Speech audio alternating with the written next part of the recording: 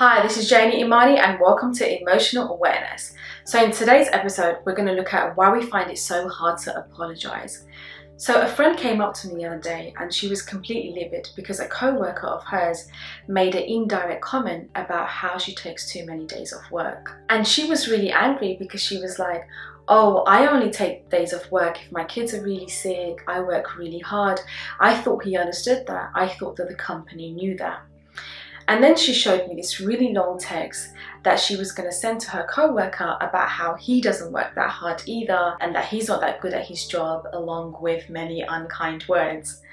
And so after reading the text, I was thinking to myself, unless her co-worker is like a Zen Buddhist monk with extremely high emotional intelligence, I don't really see how that text is going to get him to realize what he did wrong or how hurtful or inaccurate his words were. So that's what happens. Sometimes when someone hurts us, we like to justify in our minds why they deserve to be hurt as well or why they deserve to be shamed as well. But if we want someone to change their behavior and see what they did wrong, that doesn't necessarily work. And I'll tell you why.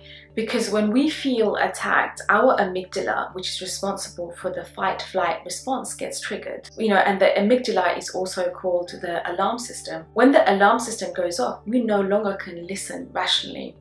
And so it doesn't matter, if they're right or wrong or what's moral or ethical. All that we can feel is that we are not safe. And so basically we are not safe enough to analyze our actions and what we could have done wrong.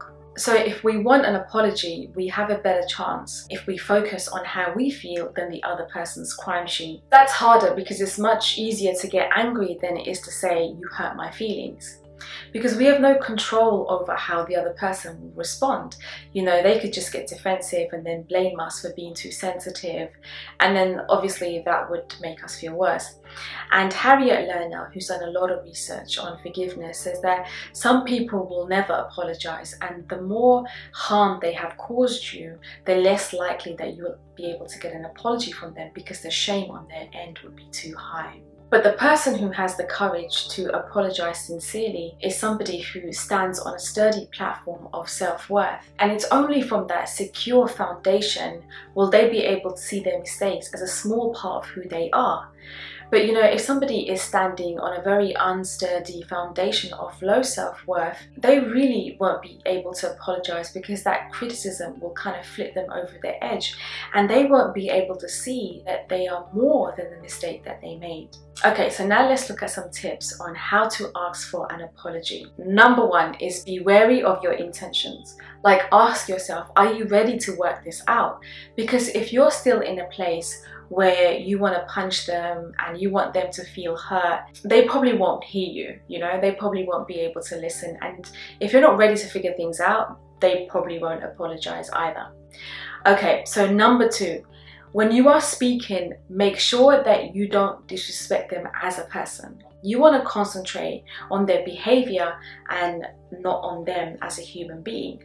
So you would think things like, okay, what he said, so going back to the other example, what he said was an inaccurate, hurtful thing to say, opposed to saying, oh, he's an idiot anyway, what does he know, he's a loser and stuff like that. So what you want to do is you want to separate their behavior from them as a person. So number three, when you're speaking, you want to focus on how you are feeling. So you would say, when you said those words, you really made me feel like I don't work that hard, and that really upset me. And instead of saying, oh, you don't work that hard either, who are you anyway? I've seen you skype work so many times and stuff like that. And if you're thinking, oh, these are just semantics, it's really not. The particular words that we choose really makes a difference to how other people respond to us. And really the bottom line is that it's hard to put our feelings out there, right? It's much easier to get aggressive. It's hard to put our emotions out there because we think that it makes us vulnerable and weak. But people respond much better when we make it about ourselves then about them. Okay, so now let's look at some tips for those of us who actually need to apologize sometimes. So number one is drop the defensiveness. Remember, this doesn't diminish your self-worth. This is just an opportunity for you to strengthen your relationship or your character. Number two, acknowledge their feelings. Listen carefully to see how your words or actions may have caused pain to them. So that means don't go out thinking that it's not a big deal and that they're too sensitive and all that kind of stuff. And obviously number three is apologize wholeheartedly for the piece that you agree with. You know, in a close relationship, it's not like the person that we love will never hurt us, because we hurt our, loved ones with our words and actions all the time. You know, it's really more about being able to go back and forth and, having the courage to say, oh, you hurt my feelings, or having enough self-worth to be able to analyze ourselves so that we can apologize when we need to. So that's it for today. Thank you so much for watching, and make sure that you subscribe and press like and comment below. That's what really helps. So make sure you subscribe and make sure you share, and take care. Bye.